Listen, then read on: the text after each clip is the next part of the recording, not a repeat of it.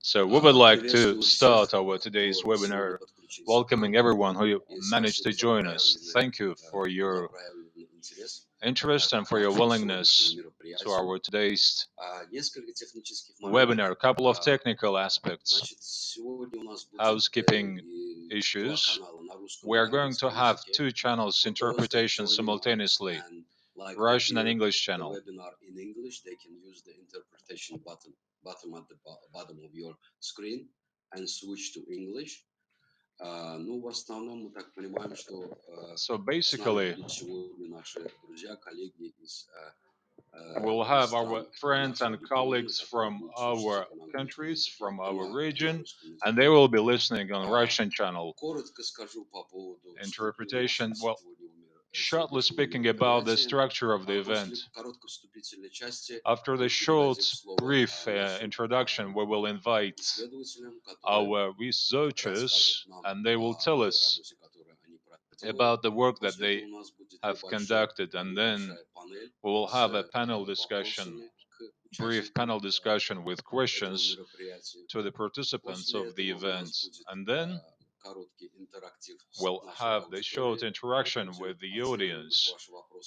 We will track your questions that you will be able to address. You know, there is a function in Zoom. You can use the Q&A function to raise questions, and we'll do our best to answer your questions. Well, we will try to fit in 1 hour and 15 minutes so not to abuse your time. And at the end, we will have certain conclusion remarks by our colleague from the PWYP, and apologies in advance for the possible glitches. May you have any, which are unavoidable in these sort of events through the virtual platform. So with your permission, I would like to take off and start our webinar. Well, first and foremost, it's been more than 10 years. I guess it's somewhat 15 years. PWYP, together with NRGI and many partners in Eurasia, we set ourselves off for the journey in terms of the extractive data disclosure, mining and oil and gas. So the results are, I believe, very obvious. In most of the extractive dependent countries, we can say that there is a systematic and regular data disclosure. This is a very important milestone on the way to success, but the use of data and their positive impact in terms of the natural resource governance, this is a goal that we need to achieve, that we need to traverse a certain way. Now, talking about accountability and transparency in extractive revenue governance, this is the issue for the long while on agenda. The theory is based on the understanding that data disclosure automatically will lead to accountable and transparent performance of the parties. However, our rich experience, extensive experience, manifested that this is not necessarily true, that there is not a linear linkage. So that making sure that this model can produce tangible results, there should be a certain harmony of much more sophisticated set of conditions and terms. And these terms and conditions, they vary from the availability of democratic institutions and up to the capacities and abilities of these actors to use the data. Important platforms as EITI and OGP, they continue to foster the creation of transparency islands through fostering the universal rights and standards. However, in general, these efforts, they don't have positive side effect in common. And unfortunately, they haven't yet led to significant systematic changes in our countries. I mean, Eurasia region. Nevertheless, we need to keep up, we need to continue and try to create more tangible examples and the cases of the data transparency, which can lead to more active dialogue amongst and between the stakeholders and constituencies. Publish what you pay and NRGI, Natural Resource Governance Institute. We often discuss and try to identify the further roadmap with our partners. The roadmap from the disclosure of the extractive data towards the use of data for the improvement and bettering of the accountability and transparency, apart and alongside with building the capacity of civil society in the data analysis, which we are being very much supported by the Eurasia Knowledge Hub in Baku, the Extractives Knowledge Hub, and many of you know well this center and you actively participate. However, we would like to create the tangible cases and examples that to show how actually the extractive data disclosure can help us to move towards accountability, transparency. And on the one of the meetings prior to the pandemic of Publish What You Pay, that was in Kyrgyzstan, on the Issyk-Kul Lake in 2012. During the discussions with our partners, we created the task force on extractive data. And we had identified 4 pilot projects, and these pilot projects and the findings of the works is actually what we would like to share with you.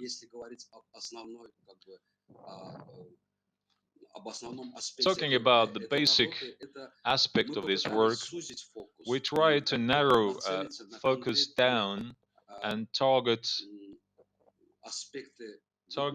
on the specific aspects in the revenue governance,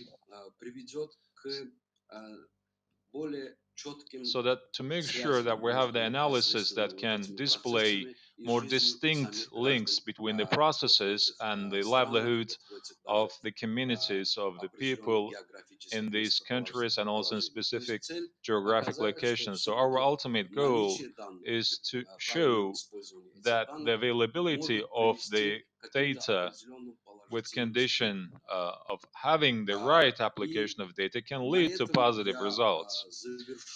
I will wrap up my introduction address and we would like to get down to the most interesting part of the webinar and to allow our colleagues, which by the way have done a huge work with the data analysis, so that to let the colleagues to present their findings. First and foremost, I would like to invite our colleague from Ukraine, Irina Kurapas, and I ask Irina to start her presentation. The floor is yours, Irina. Greetings. Thank you very much for being with us and for the opportunity to present our studies that we have conducted. I represent Ukrainian coalition. I am Irina Kurapas, local economic development of Yarosk district. Next slide, please. So here you can see the financial and other revenues from the operation of the company in terms of the sustainable development, in terms of the extraction of the minerals. The basic question in terms of the sustainable development of the territories is identification of how financial revenues and receipts provide the terms and conditions for economic and social development of the society in terms of the use of the natural resources and human capital. Next slide, please. One of the basic, the main factors of sustainable development of territorial communities is the theory of the sustainable development. Please keep this slide on the screen. And the key factor of the territorial development, the previous slide, please. This is the availability and productivity of use of extractive resources, human capital, and quality of local development management. Talking about the main interrelated principles and the basic principles, this is the quality and also the quantity and the quality of the program documents, in specifically the principle of economic necessity, the principle of preserving the traditions of natural management, and the institutional capacity, and also the activeness of engagement and involvement of every resident in making the decisions. The collected and compiled information and data helps to shape the understanding in terms of the democratic principles, public governance, and the possibility for the effective application of the various methods and the leverages to build on the available resources. And at the same time, it's key to make sure that there is a study on the quality of use of the local self-governance by the communities, the open data use by the self-governance. These are the information productivity of the web page, the frequency of coverage of the data on any other e-resources, electronic resources. The basic concerns that negatively impact the efficiency of use of the financial resources. The first is unstable institutional environment and low institutional capacity of local governments, and excessive dependence of local governments on state authorities and management of extractive companies, and particularly during the decision making on the use of subsoil resources. This is also irrational and inappropriate use of revenues from hydrocarbon production and subsoil exploration. This is low level of professional training of employees and lack of strategic vision, strategic documents, if you like. Next slide, please. For the analysis, we use two communities which are comparable in terms of the territory and also in terms of the rent receipts and other payments from the use of the subsoil resources. Specifically, this is the Latinskaya community of Ivano-Frankivska Oblast and Shehinevsky community of Lvivska Oblast. In terms of the efficiency of using the financial and budget resources, it was identified that vast majority is being used for the modernization of the social infrastructure and also the residential infrastructure and for the road infrastructure development. So this is the social targeted budgeting. It has, along with the objective reasons, as long as it helps to meet the most pressing needs of the communities, but also there are certain risks which can inflict negative trends in terms of the economic development of the communities in middle and also the long term. The study also depicts the risks of such approach because implementation of such social financial policies, it may negatively impact the communities in terms of the building, lacking the opportunities to build the capacity of the communities. There are also recommendations in the studies, and we made a finding that with the foremost and the essential significant needs of the communities where the extractive industries operate, there should be also some sustainable policy for the long-term prospects. It is key to ensure that the sustainable development of communities is addressed with implementation of democratic principles, specifically democratic governance principles. This is firstly the adoption of the statutory and also regulatory documents that can identify the long-term limits, long-term best practices. So in this study, we have recommendations for businesses, for the civil society, for the government. You can get acquainted with the recommendations in the study itself. I believe the hosts of the event will share the link in the chat pod, in the chat section. I believe this study is a small step towards outreach activities, advocacy activities, so that to display, to demonstrate to our communities how important is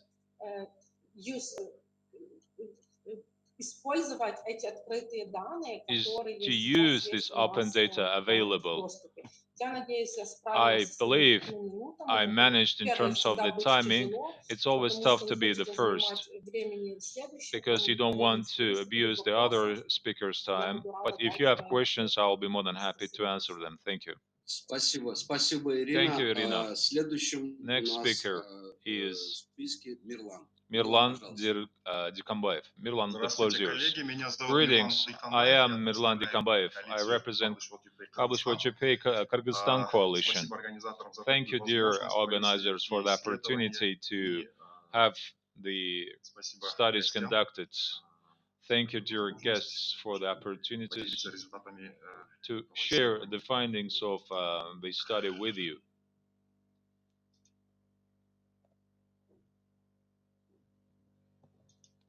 Thank you for the opportunity to share the research findings with you. Now I'm going to share my screen.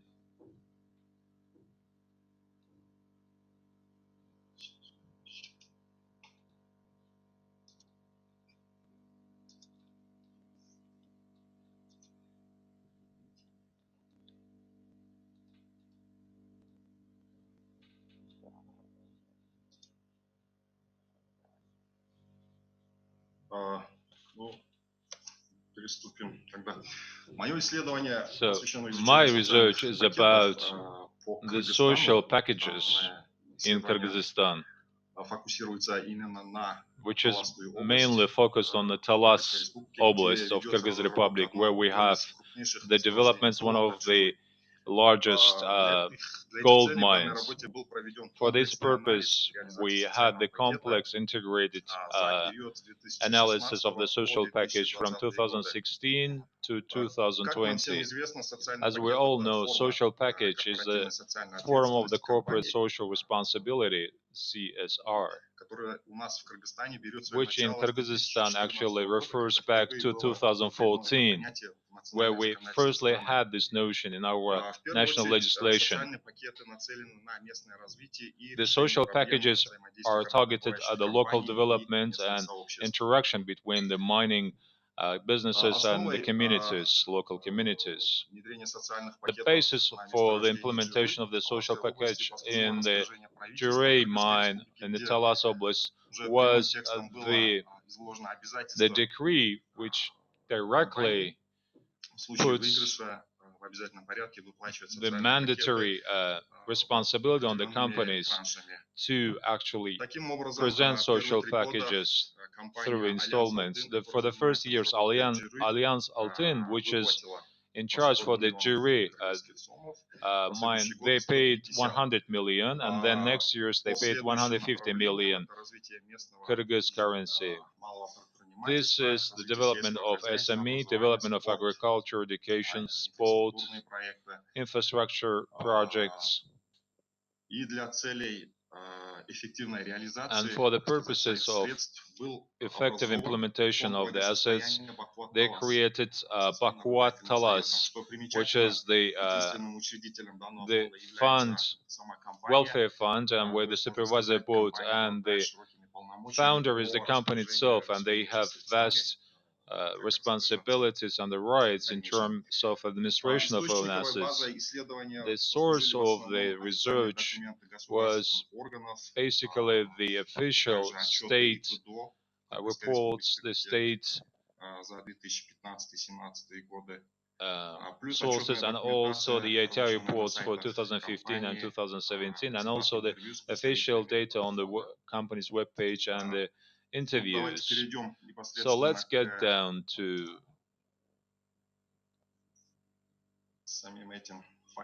the findings directly, to the findings of my research. So, as I already mentioned, within last 4 years, they transferred for the local development purposes this amount, which ultimately makes together in total 450 million soms, the Kyrgyz currency, in two directions. First of all is the preferential loans, and second is the social economic projects. In 4 financial years, 160 million soms were earmarked for the social economic projects, and 290 million soms were used through banking institutions for the support to the SME and agriculture. So the ratio is like 36% against 64%.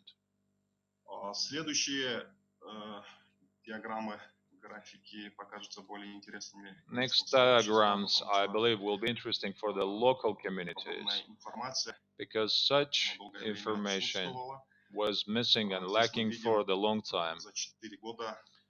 You can see for the last 4 years, 2016-2020, the volume of funding. You can see the number of the projects and the breakdown by the years. You can see how they distributed in terms of the administrative territorial units in Talasky Oblast. You can see the region, you can see the oblast, you can see the city, and how much actually is being earmarked.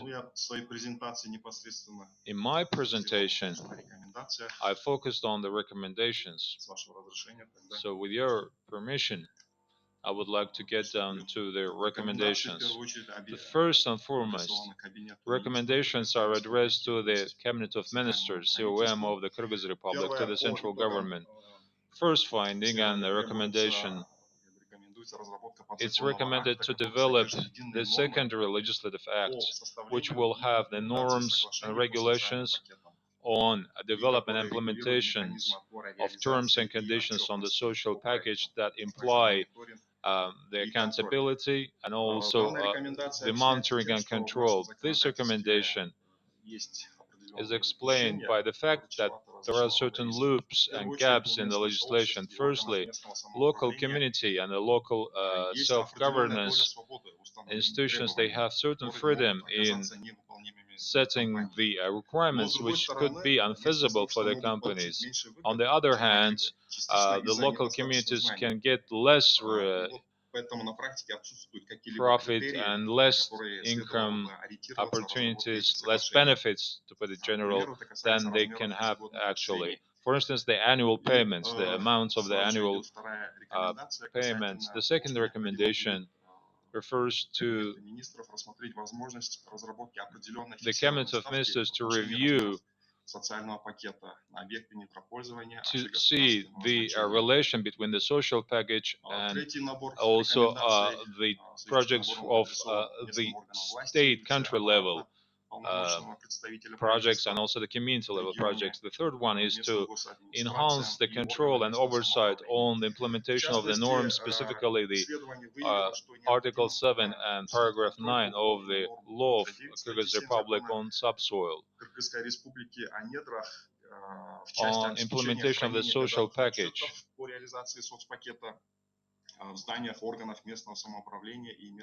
and storage of the annual reports in the buildings of the local self-governance institutions. And I have figured out this norm is not being observed, is not being fulfilled, and it was tough to find these reports in the local self-governance institutions. Next one is ensuring the access to social packages and the annual reports for the implementation of them for the local communities, and also development of interactive roadmap for the implementation of the social packages on the territory of Kyrgyz Republic to secure the public accessibility, so that ensuring that the public has the accessibility. And also it is recommended to the relevant state institutions to have periodical publications on implementation of the social packages, as it is mentioned in the subsoil law of the Kyrgyz Republic, Article 30. And as I mentioned above, welfare fund Baku Talas, we recommend to revisit the methodology on the implementation of the credit product. As I have become aware, there is not a system, there is actually lack of system of communication between the fund and also between the institutions, and there is no analysis of how actually the preferential crediting, concessional crediting is being implemented.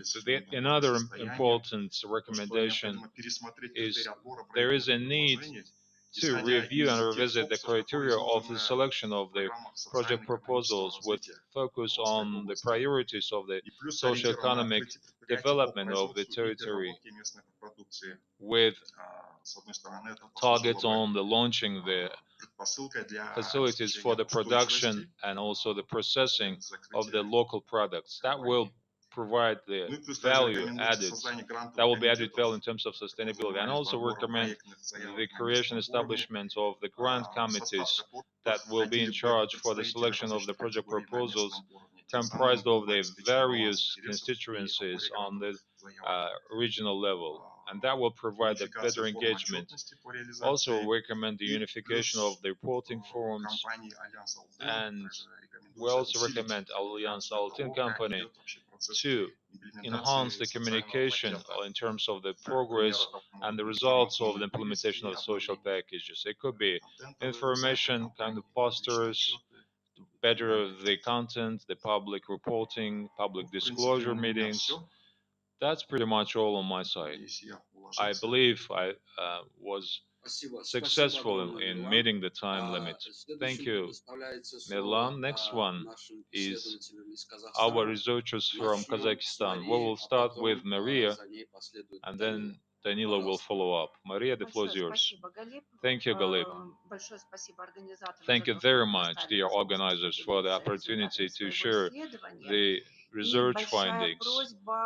And please allow me to share the screen because we still have Mirlan's presentation on the screen. Thank you.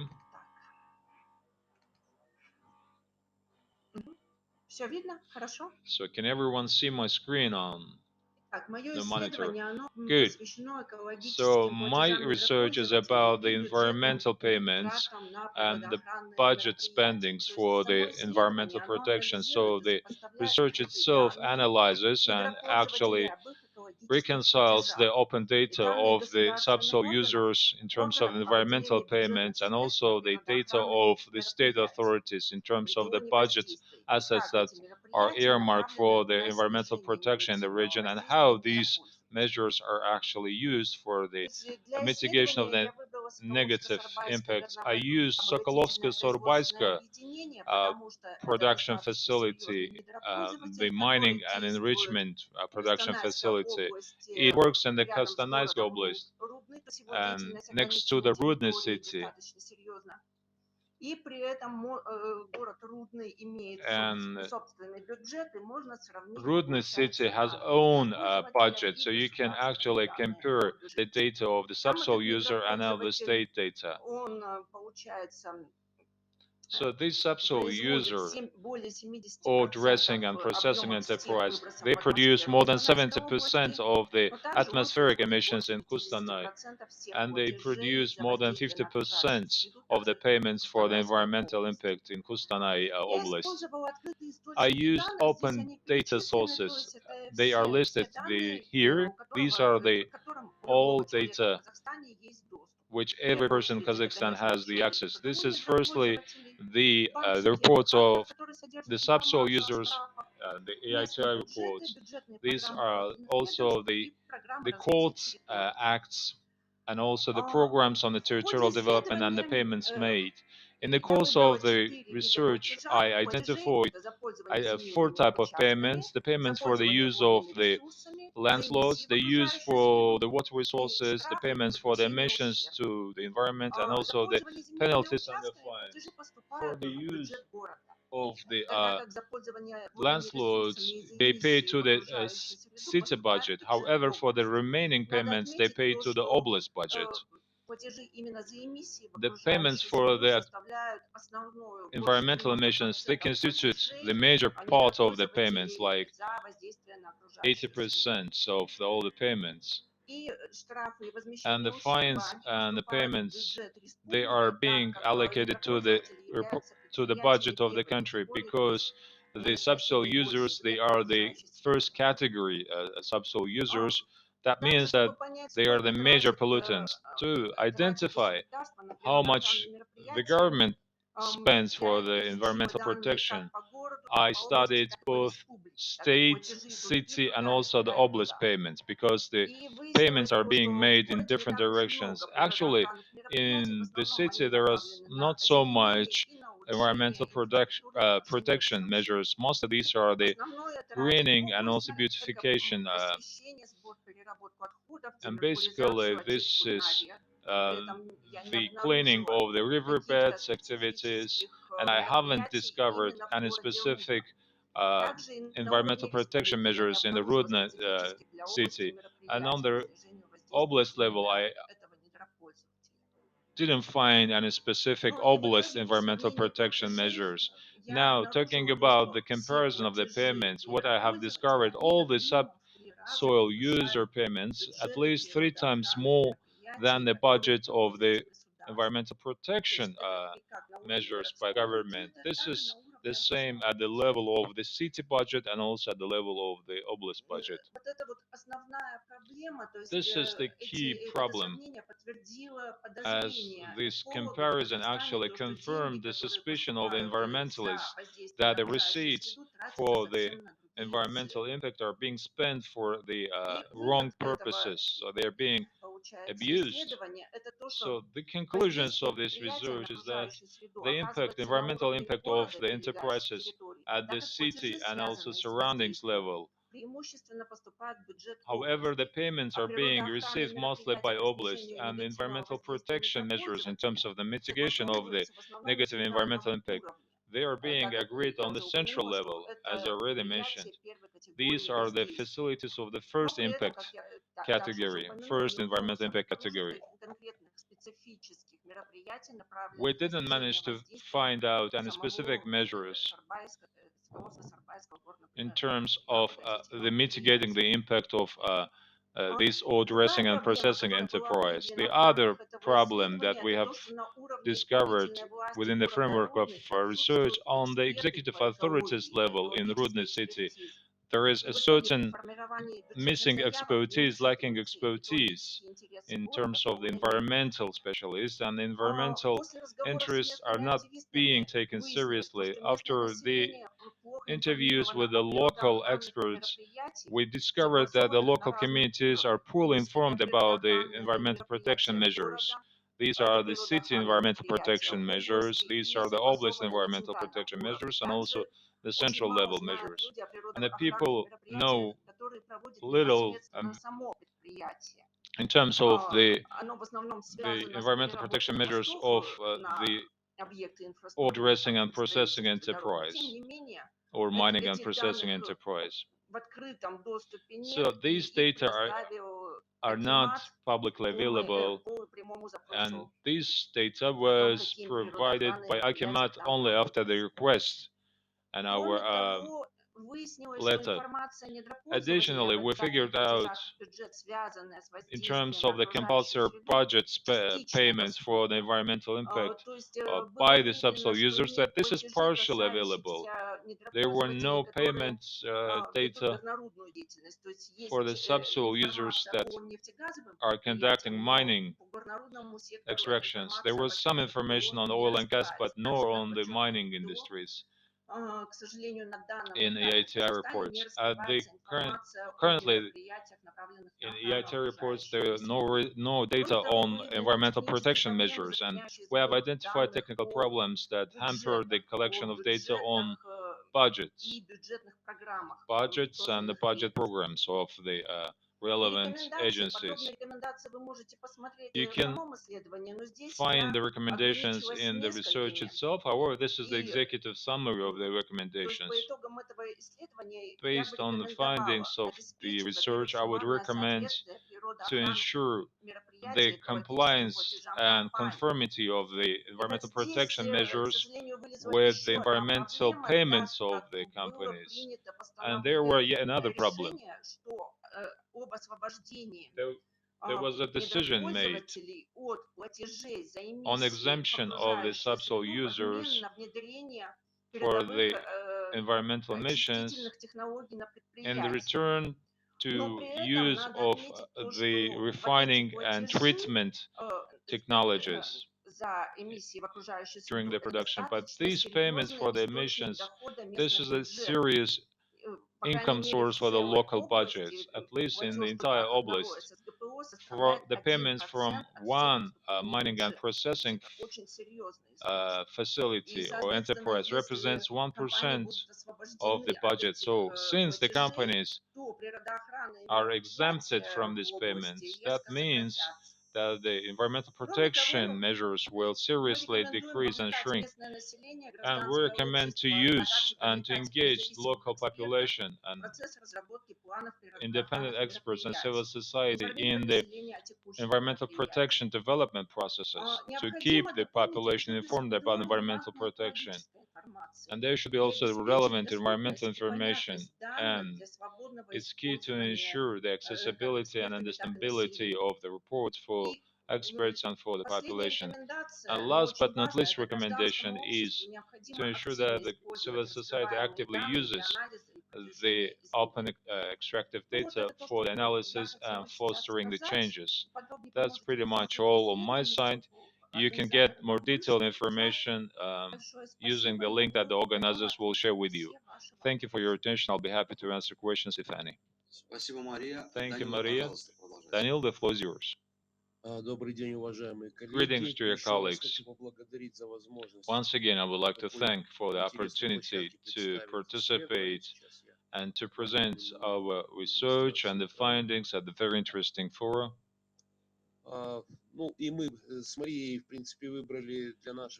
Together with Maria, we have selected one single target, the area Sokolovska-Sarbaevska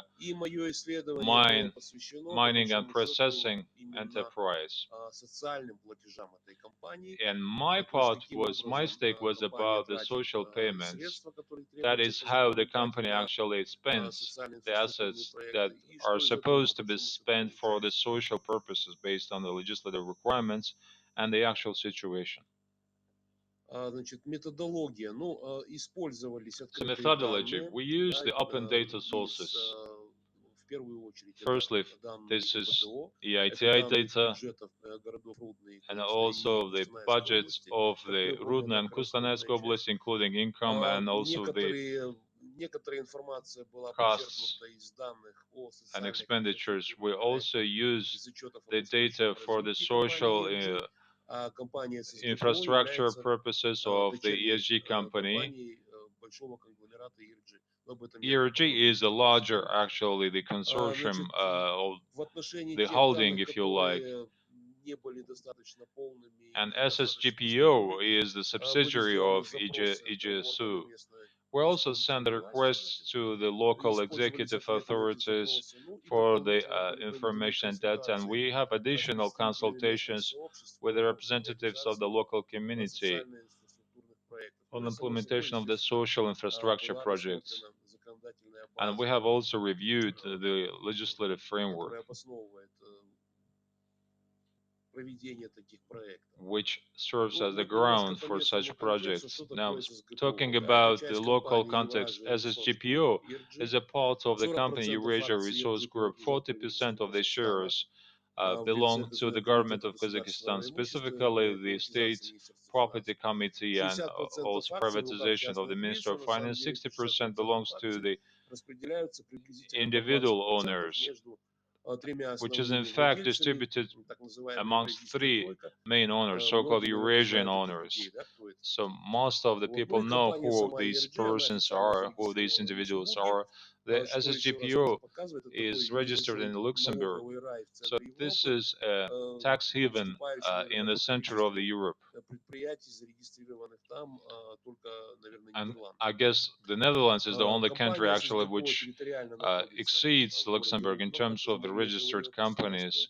So it's in the Kustanay district. The total amount of the tax and non-tax payments of the SSGPO throughout the 2016-2019 was around 450 million US dollars, out of which around 340 million US dollars were actually allocated to the national budget, and the remaining, which is around 114 million US dollars, were transferred to the local budget.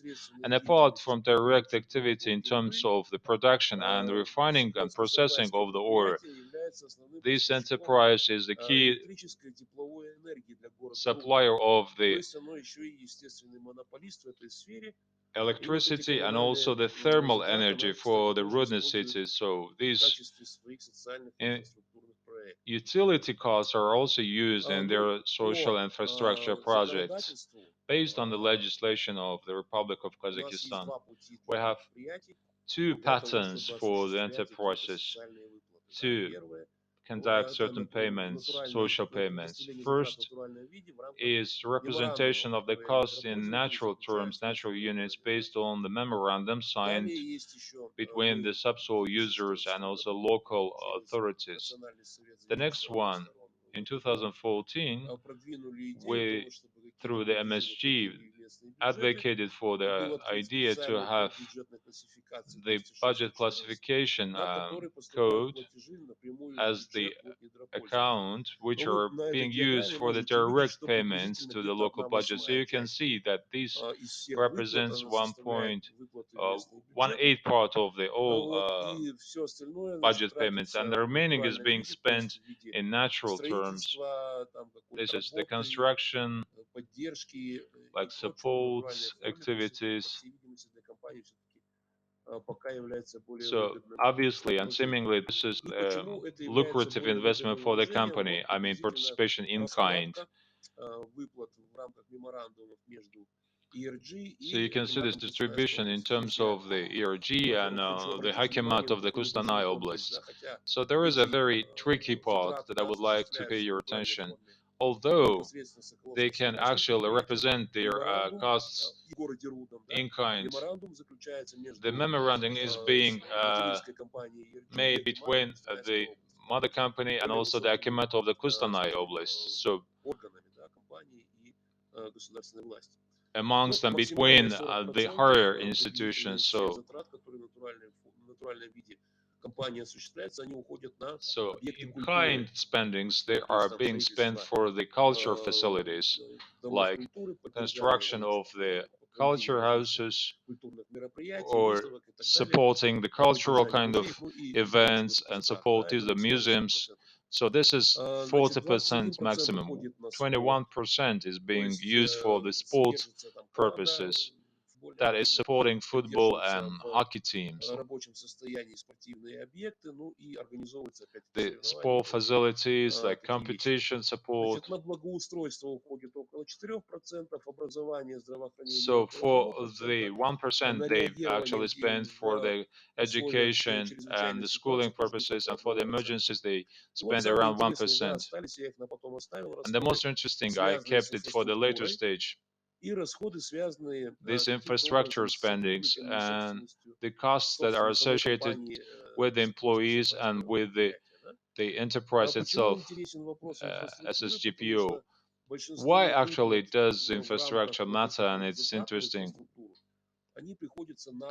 because we see that they fall under the grid support kind of activities, electricity grid and also the heating grid support. So SSGPO as the supplier of the electric energy and also thermal energy, they provide this, and they also deal with the refurbishment of the infrastructure. And they also represent this as the social infrastructure projects, and they present this as the social kind of investment, social spendings.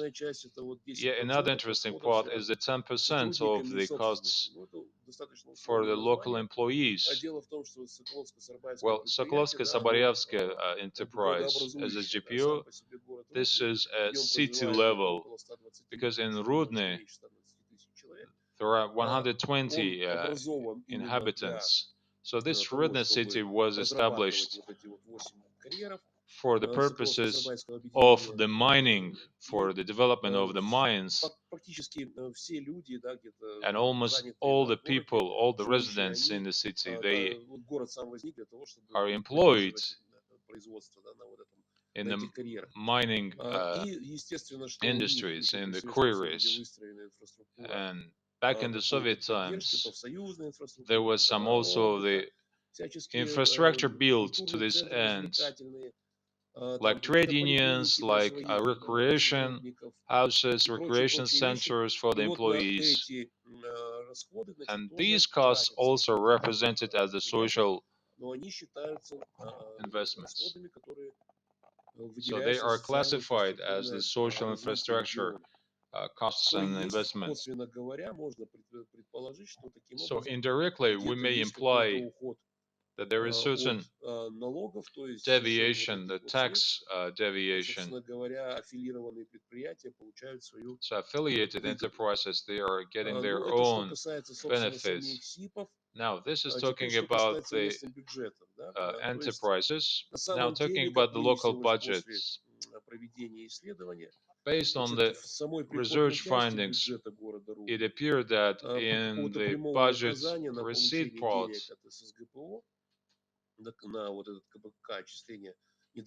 in terms of the transfers from the SSGPO for the social development of the region, there is no specific kind of the order or the decision.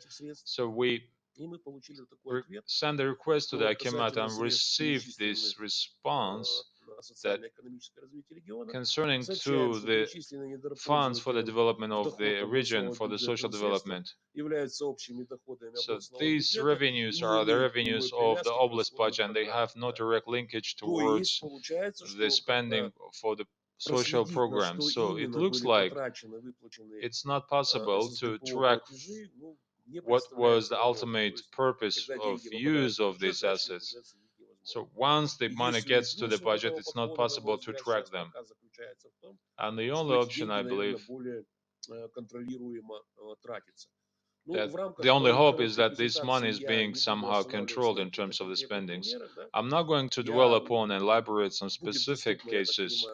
I believe my research findings and my research itself will be made available by NRGI through the links. So first of all, information is available. Some part of the data could be analyzed and reconciliated, and it could be a starting point for the introduction of the changes. Next finding: the information on social infrastructure projects in line with the memorandums is also available. However, the texts of the memorandums are not available. and social infrastructure projects implementation process remains unclear, remains non-transparent. Now, third point, in terms of tracking where the money is being spent, the money that was actually transferred by the subsoil users in the budget, it is not possible to track how this money is being then spent at the later stage. Analysis of the social infrastructure projects by the enterprise as a GPO shows that there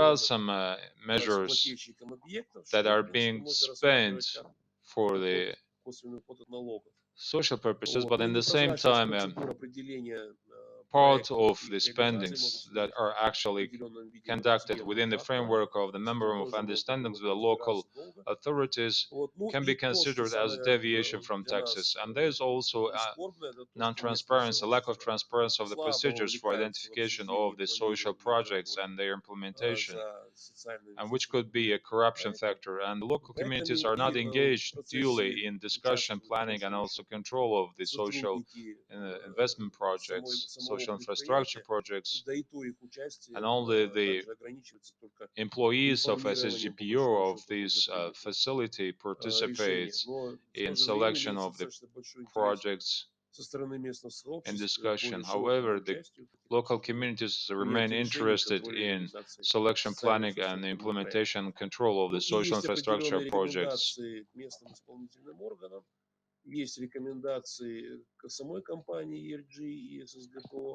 There are recommendations to the enterprise itself, to the communities, to the government of the Kostanay Oblast and the Rudny city. However, the baseline of all these recommendations, so that to get the companies, communities, and the government officials to help to promote and to foster the accountability and also the transparency. We encourage the representatives of the civil society in particular to use wider the available open data so that to disseminate information on the social infrastructure projects.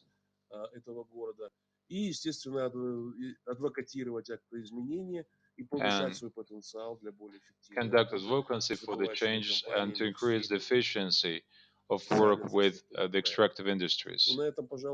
So I guess that's pretty much all. I will be delighted to answer the questions. May you have any?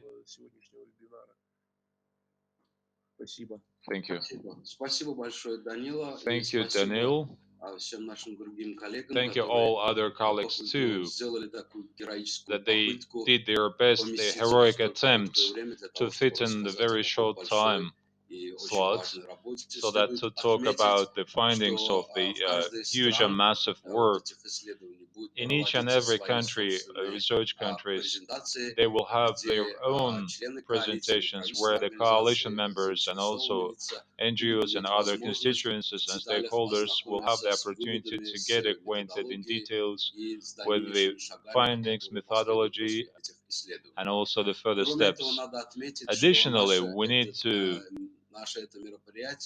mention, we need to highlight that we are being recorded on both languages, on English and Russian, and it will be available on YouTube channel. So may any of you want to watch the recorded session, and those who could not see the links during the video session, the links for the reports will be made available on the NRGI webpage. Additionally, prior we switch to the question and answers that I'm going to share for our panelists, I will ask my colleagues to run a short survey the first question we are going to put it now. Let's try to address that question in light of the presentations made. And we will repeat that question at a later stage in the course of our interaction, just to make sure that we have any changes in perception or in understanding of the current situation. So you see the question on the screen. Please answer to that question by choosing the option suitable in your mind, and then we will continue.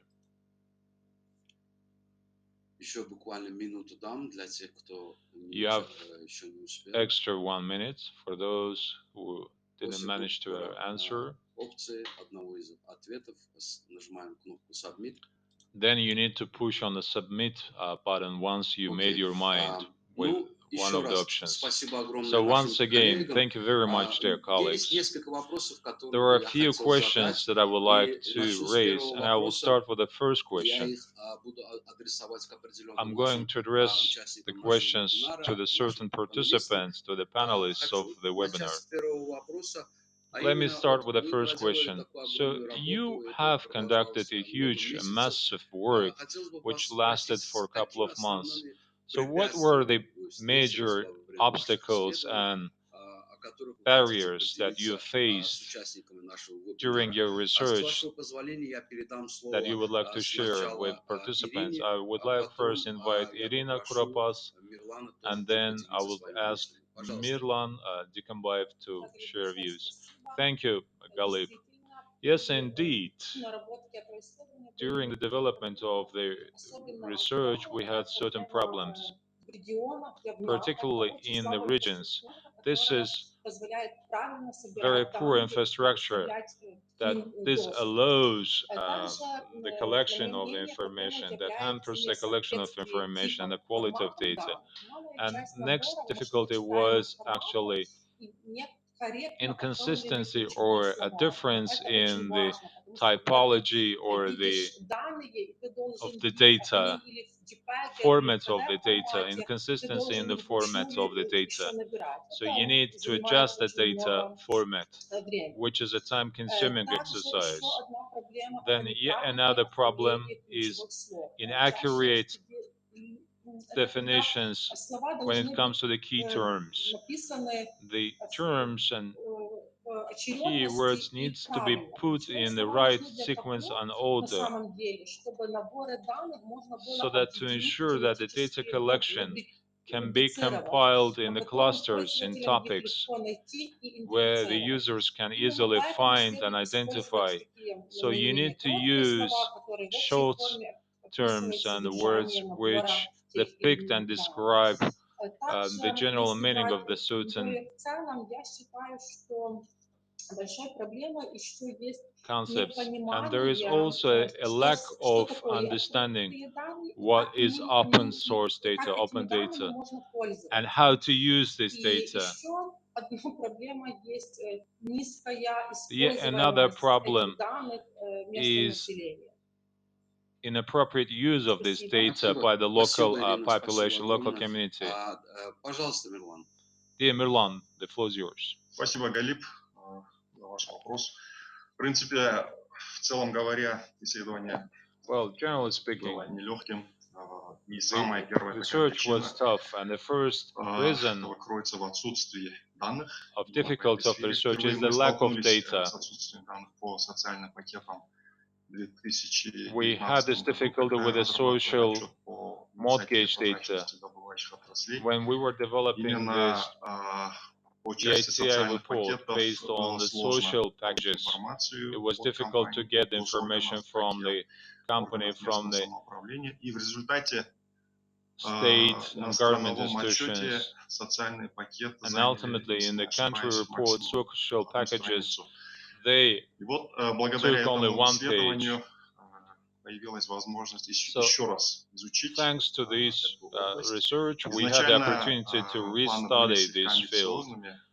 Our plans initially, they were overambitious. We set the task to analyze the situation on the country level, but After the few attempts when we had faced difficulties in collection and in compiling the data, then we decided to focus on the basic and key aspects on social packages in the country. If I'm not mistaken, I sent the requests almost to all central authorities, parliament, government itself, state committee on the industry, subsoil use and energy, and also the village and the rural municipalities and local governance institutions. So every citizen in Kyrgyzstan can actually send requests based on legislation to these authorities. However, the process was difficult. As I have discovered, there is no information in the relevant executive and the local municipalities. However, we managed to systemize the available data and to conduct the analysis based on the available data. So that's pretty much all. Thank you, Mirlan. Before I ask next question to one of our panelists, I would like to remind you that straight after this session, we will have interaction with the audience. Dear audience, may you have questions, please make sure that you put them into the chat section of the Zoom so that we can classify of the group the similar questions so that then to address them to our distinguished researchers. Next question I would like to address to Maria Lobachova. Apart from being the leading researchers in this group, Maria is also the member of the international board of EITI. So I would like to raise a general type of question, Maria. What are the major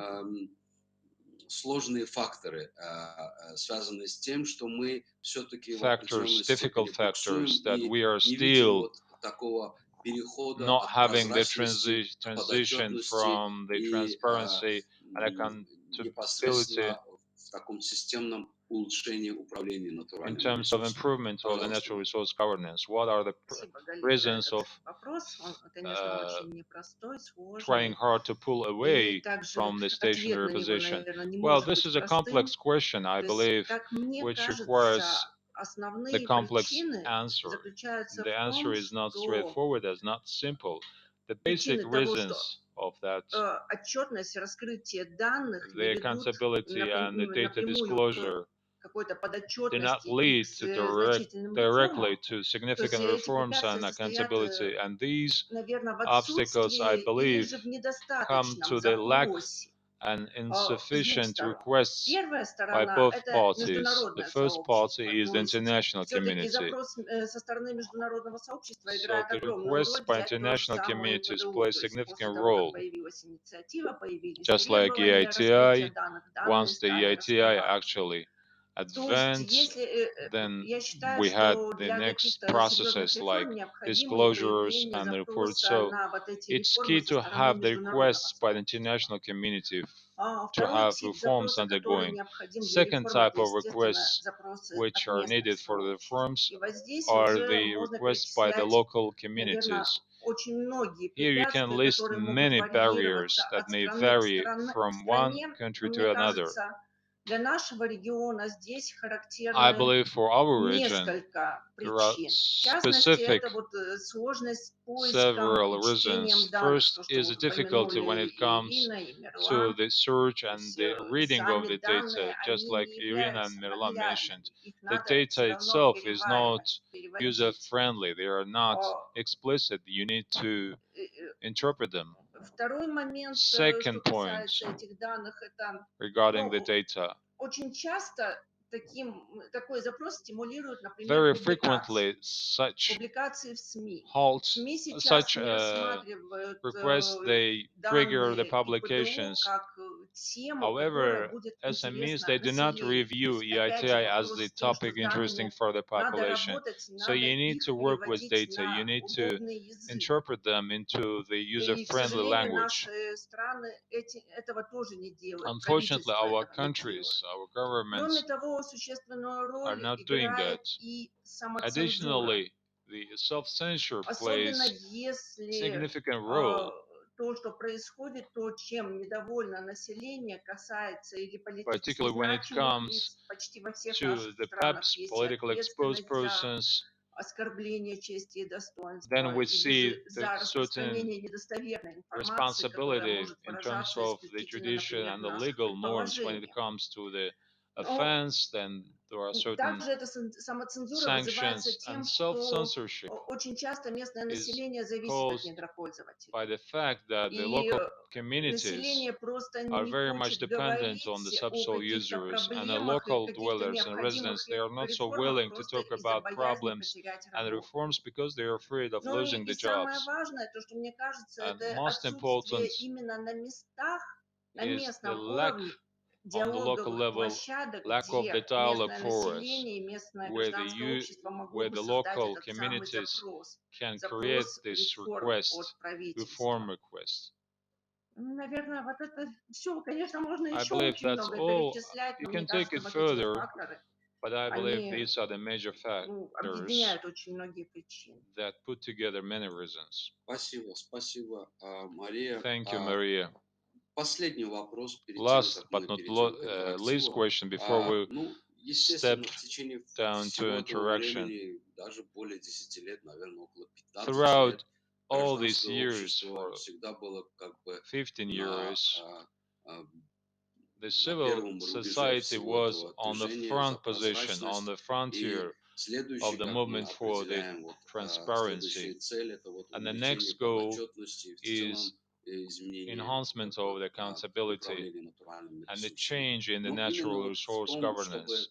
However, when it comes to the use of the extractive open data and making sure that this process gets to the next level, what is the role of civil society?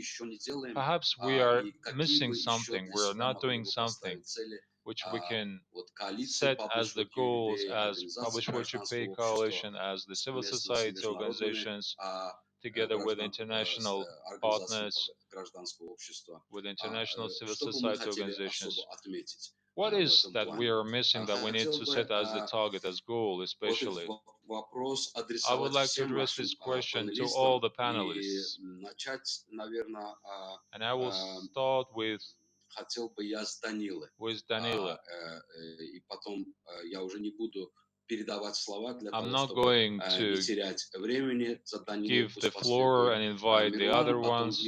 Well, let's have Mirlan, Irina, and then have Maria Lobacheva. Danila. Thank you.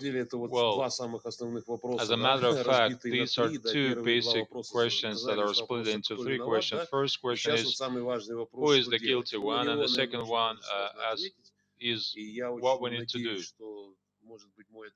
I believe my colleagues will supply their views on top of what I'm going to say. Well, what to do is key to continue to work. Our researchers to foster, advocate our activities, not to hold up, actually, not to keep our eyes down and not to give up. To the best of my knowledge, in all three countries, research countries, we have EITI, we have national councils, and they're called differently by different names, multi-stakeholder groups, which are comprised of the civil society representatives, and we need to use this mechanism more actively for the advocacy purposes, to foster the changes and to foster the promote the idea that transparency is not everything, is not the end of the road, because the mechanism of MSG, multi-stakeholder group, it helps to promote формировать, может быть, to даже в каком-то смысле form and политическую shape волю. the Да, political то есть will to не some секрет, extent. что у нас So без it's not surprising соответствующей политической that воли, пока without она a не political возникает, will, очень трудно какие-то it is добиваться really каких-то difficult to изменений achieve по ходу certain слова. И changes. вот использование механизмов, которые So by действительно using предлагает нам ИПДО, the на мой EITI взгляд, могло бы mechanisms that послужить are более made полное available by использование этих EITI механизмов, to могло the бы fuller послужить extent, все-таки таким-то толчком it could к be a trigger появлению, может быть, более for the каких-то, не знаю, как сказать, может быть, более ответственного подхода и более for the такого creation of more открытого responsible продвижения, да, вот этих вот всех наших инициатив approach, I would и, say, естественно, изменений, продвижению and the изменений, changes. и что в первую очередь, чтобы это касалось тех людей, Firstly, которые making sure that живут this непосредственно refers в регионах to the добычи, people in the которые extractive получают regions самые and сильные, extractive по большому счету, communities, which are воздействие, самое strongly, сильное воздействие which are от такой добычи. Ну, и я не хочу отбирать most возможность высказать что-то impacted by своим the коллегам, extractives, поэтому, by the developments. пожалуйста, So Мирлан, let да, me вот also leave следующий. something for my colleagues to Да. say. Mirlan is next. Спасибо, коллеги. Thank you, colleagues. Спасибо, Галиб. Thank Ну, you, как мы Galib. знаем, прозрачность и As we подотчетность – know, это самые the основные моменты transparency and accountability are the в major нашей сфере, в сфере aspects недропользования. in our extractive В направлении field. обеспечения прозрачности мы Ensuring работаем the уже давно. transparency, this is the field where we have been working for the long while. Мере выпускается из And виду. as И я считаю, accountability что is роль being гражданского somehow общества именно в lost сближении, в on our обеспечении radar этих list. двух So, областей, in прозрачности и ensuring the подотчетности, очень transparency and ответственная, очень большая. accountability, this is И our в данном ultimate случае goal. роль данных, This is a matter я of high считаю, responsibility. их роль ключевая. So Именно they вот, play a significant role сбор данных, in terms of collection of визуализация data, и коммуникация конечным visualization, and потребителям. communication to the end В users. большей части это местное сообщество. Mostly these are the Со local стороны communities государственных органов, со стороны by управляющих the компаний. government agencies, by the Считаю, это необходимо. extractive И businesses. I в believe данном this is отношении necessary. гражданское общество And the civil сыграло бы society, to this ключевую extent, роль. could Спасибо. be a key and major role player. Если можно, я также скажу несколько If I may, I would like to add a few слов. words. Самым первым я хочу сказать, что ж такое открытые данные для So, гражданского what общества. is the open data for the civil society?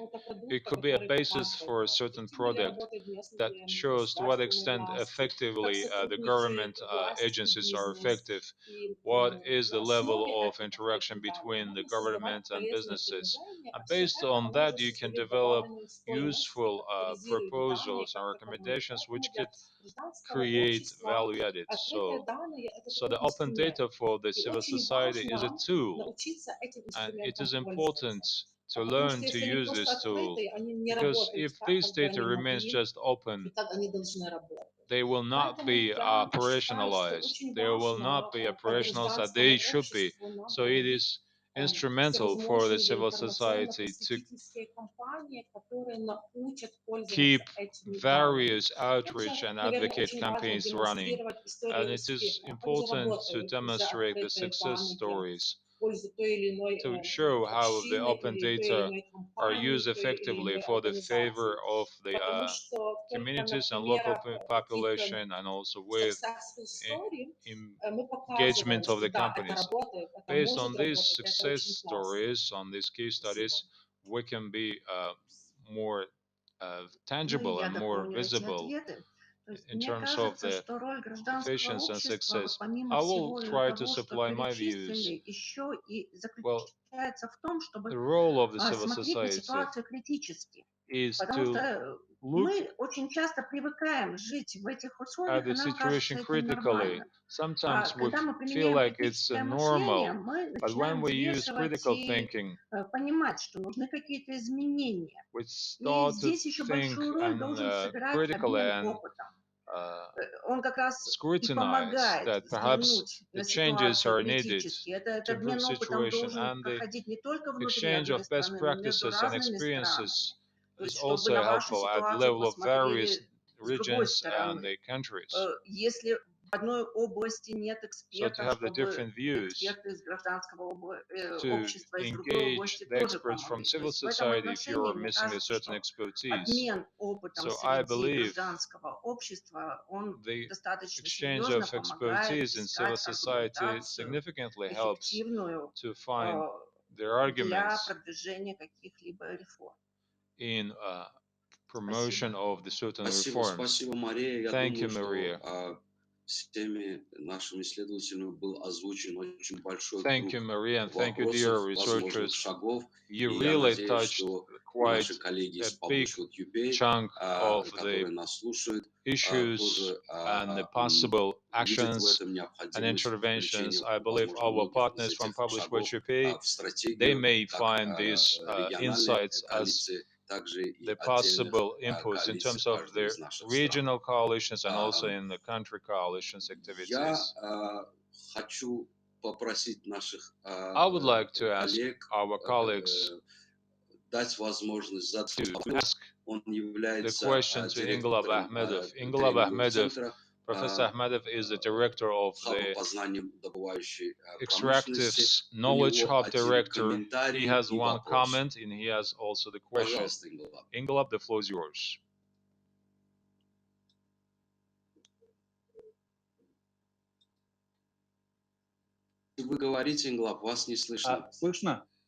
We can hear you now, yes. Please go ahead. Thank you. I'm thankful for the opportunity, Mr. Galib Efendiev and all other colleagues. It's nice to see our friends. I can feel you. I can feel your vibes. It's good to have such a range of the researchers on the extractive data that cover all the aspects, including the local level, including the businesses, extractives, the governments. This is a very good aspect of the work. I would like to thank especially to the researchers. Most of them are the graduates of the Eurasia Knowledge Hub.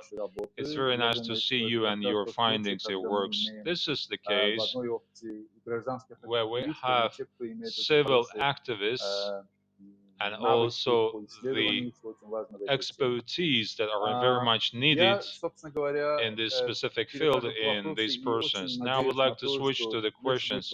I really hope that you will be able and have the time to answer the questions now or maybe at the later stage. Eurasian Extractive Knowledge Hub was always behind you, and we were discussing all these issues intensively before the pandemics, aiming to have the sessions to actually share more knowledge, but pandemic, it distorted many plans and our plans. So I have questions to all the four researchers and also those who specifically dealt with this issue. During your research, what specifically actually did show from the academic kind of knowledge, in-depth knowledge, like how to study, how to research, how to process, how to accurately present. So where actually in the course of the research you felt that you need to have certain capacities, that there is a need for the training sessions, for the, what were those specific points that you need some academic kind of capacity building, some training needs? Because we are going to continue our trainings and our workshops where we always refer to the feedback, to the inputs and insights of the potential participants. So what was that missing skill that you need to build capacity in the course of the research? What could be the topic of the future sessions during the future trainings of our center, so that to help you to be able to have more in-depth analysis and researchers? Thank you very much. Best of luck and success. Thank you, Professor Ahmedov. To the best of my understanding, that was not the question to specific respondent, so any of the participants may Спасибо answer, большое за any of the вопрос. researchers. А, Maria, Да, мы столкнулись, thank you, конечно, Galib. во время Yes, исследования с we проблемами. Они faced больше, the больше problems during касались the все-таки researches. They поиска mostly этих refer данных, to the нежели обработки. search of the Но data rather глядя than в the будущее, processing of я the думаю, data, что refining любое the data. исследование However, было бы более, focusing on the future, I наверное, believe any весомым, если бы research мы смогли would обработать большее количество benefit данных, там, по with большему larger количеству cluster of компаний, по data большему on the количеству larger number регионов. И of в the связи с этим, я думаю, что businesses, on the larger number of ну the вот мне лично regions. хотелось бы So I personally научиться would like обрабатывать to большие learn массивы to данных, то process есть the larger как работать с chunk of большими data, массивами. how to work with the Спасибо. larger pile of data. Пожалуйста, коллеги, есть еще? Dear colleagues, Мирлан, пожалуйста. Mirlan, Спасибо, Ингелаб. thank you, Рад Galib. вас слышать. I'm very Да, happy to действительно, был hear такой you вакуум again. Yes, there в was a процессе vacuum исследования, в процессе обработки in the данных. research process, in the data Ну, refinery в первую очередь process. это касается визуализации, как First, this is правильно, visualization problem. эффективно передать весь этот массив данных аудитории How to на make sure доступном that таком this data is языке. transferred to the users on the Ну, user-friendly благодаря language исследованию in terms of the изучил data основы handling. табло. Очень такой I use хороший this инструмент. Tableau А, tool, изучил software tool. весь, I так learned сказать, ознакомился с набором, с возможностями такого рода инструментов, how to use которые these очень sort of необходимы в tools, процессе which are very much needed визуализации in the и дальнейшего process of коммуницирования этих данных. visualization and communication of the processed data. Ну, в целом, я считаю, что было бы But хорошо in general, I уделить believe внимание it would be этой good части and it знаний. would make sense to pay attention on these aspects in the knowledge Спасибо. Пожалуйста, Ирина, sessions. пожалуйста. Irina, Спасибо, Галиб. Я поддерживаю thank you, своих Galib. коллег. I Я, share my colleagues' особенно я, point views. имела проблему с I тем, что particularly важно had the писать problem на простом языке для with того, чтобы putting тебя into the simple понимали. terms so И that making особенно sure если that мы you are хотим потом understood эти наши исследования, эти рекомендации and making адвокатировать, sure that our коммуницировать recommendations and будущем communicated and для других advocated стейкхолдеров. well Очень for the other важно, как сказал stakeholders. Мирлан, это правильная визуализация, As Mirlan правильный, mentioned rightly, it's key to ensure легкий, the язык, visualization который будет and понимать the новичка. simple Спасибо. user-friendly language that is being used, so making sure that the Ну, people in the я field бы еще добавил, understand естественно, our findings. как I would like говорится, to add, nobody's perfect, да, well, у nobody is каждого perfect. есть определенные проблемы, да, то есть всегда какие-то Not слабости. always we have Я вот, например, вижу the здесь benefits, there are also certain вопрос challenges связанный не столько, собственно, and с needs. анализом данных, да, а, собственно, с I анализом rather среды. see the Дело в том, issues with что analysis of the понятно, что environment, ни not одно the предприятие, там, ни analysis of the горная, ни data. нефтедобыча, да, So, нигде, not оно a single не висит в воздухе, enterprise, оно находится на земле, neither рядом с mining ним and проживают processing какие-то nor люди, да, the oil and gas. и очень They важен, на мой are взгляд, operating in a аспект certain именно circumstances, in a разговора с certain этими людьми, environment. да, с So it's местными key жителями, to которые have the там right проживают. Это language дополняет when you исследование talk самих to the данных, local да, с communities. мироощущением, These с какими-то data, проблемами it applies тех to the available data местных you have. сообществ, которые So проживают their на территории understanding, добычи. their Да. perception. И, I может mean, быть, the было communities бы интересно around сделать the какой-то mines курс именно surrounding the по fields. тому, как So I работать с этими guess местными it makes сообществами. sense to То establish есть the как course их on work with the local вовлекать вот, в communities, экспертную how деятельность, to как у них engage them in the какие хорошие experts инструменты можно assessment. использовать, не сильно What are затратные, the да, учитывая tools наши всегда for communication скудость в with ресурсах, the для того, local чтобы можно было communities living next более to the полно mines учитывать and мнение местных to the oil сообществ. and gas development, so that Особенно по таким to важным вопросам, да, как accommodate their использование views, и particularly when it социальные comes to the какие-то subsoil use программы, and the да, social социальные проекты. projects and social programs. Thank you. Спасибо, Данила, Thank you, спасибо Danil. всем Thank you, Mirlan, панелистам Irina, за Maria, ответы и за all panelists вопросы for your и answers, for your вопросы. engagement, and for your Мы questions. We почти almost подобрались уже к approached последним минутам, the last minutes of our session. перебрали немного, начинали мы Perhaps позднее, we чем already планировали. overran the Поэтому, с time вашего limit. позволения, я So, бы with your передал permission, I слово would like to invite Эмилю Омарову, Emil Omarov, менеджеру из Publish What You Pay, manager of Publish What You для того, Pay. чтобы как-то подытожить So, Emil, и could you please сказать заключительные resume слова and add some final нашего notes, вебинара. final address, Пожалуйста, Эмиль.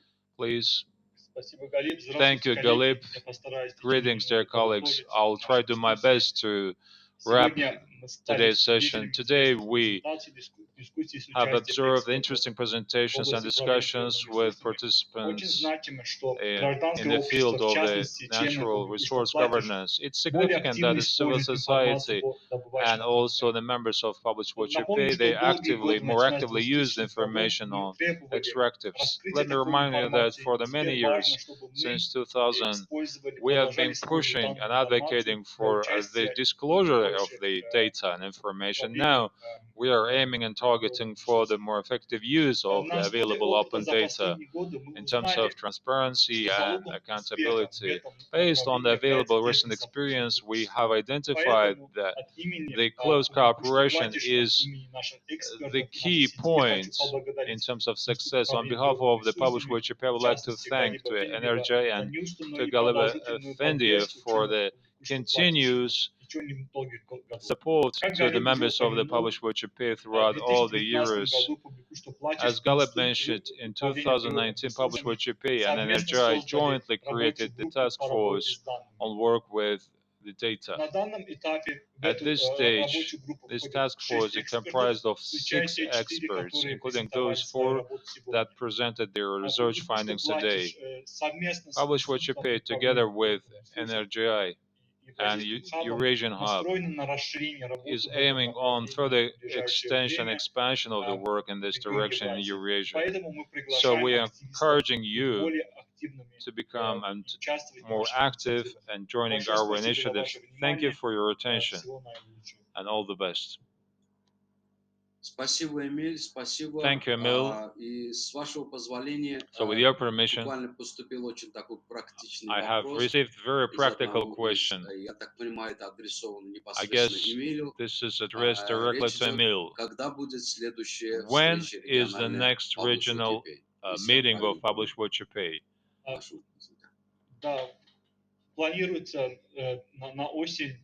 We're planning for the autumn, so most probably the meeting will not be held offline. So we will have the meeting convened, but most probably it will be the online event. But we are planning to resume also the offline meetings, the physical meetings, once the pandemic will allow us to do so. Thank you, Emil. So with your permission, we are concluding our webinar. So I believe you would agree that this is a small step in the right direction, and we will pursue further as we have discussed during the webinar. Yes, indeed, we still to complete this journey, the next stages of the journey, making sure that this extractive data, the use of extractive data, provide positive and systematic results in a natural resource governance. The organizers helped us to have a look on the poll, on the study. Yes, we have quite optimistic mood of our participants. So they answered the question on to what extent the use of the public data can lead to the accountability. The vast majority answered in a confirmatory note, on positive mode.